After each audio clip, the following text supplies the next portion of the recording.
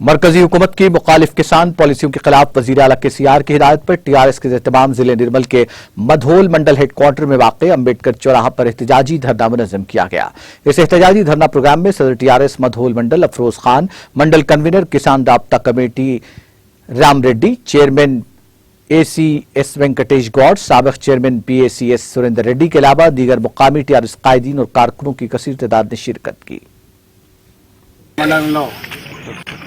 ఏదైతే ధర్నా కార్యక్రమం మరియు వివరణం ఇవ్వడం జరిగింది। ఎందుకంటే కేంద్ర ప్రభుత్వం వైఖరి పూర్తిగా విరుద్ధంగా రైతుల కొరకు రైతుల వరి కొనుగోలు దాంట్లో విరుద్ధంగా ఉన్నది। ఎందుకంటే ఈరోజు మన తెలంగాణ రాష్ట్ర ప్రభుత్వం వచ్చిన తర్వాత మన KCR గారు అన్ని విధాలుగా వ్యవసాయదారులకు అండగా నిలబడి ఏదైతే 2014 నుంచి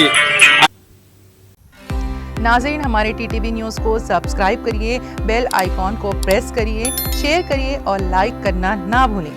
और किसी एडवर्टाइजमेंट से मुताल्लिक़ जानकारी के लिए हमारे इस नंबर पर कांटेक्ट कीजिए। हमारा नंबर है 9550102020।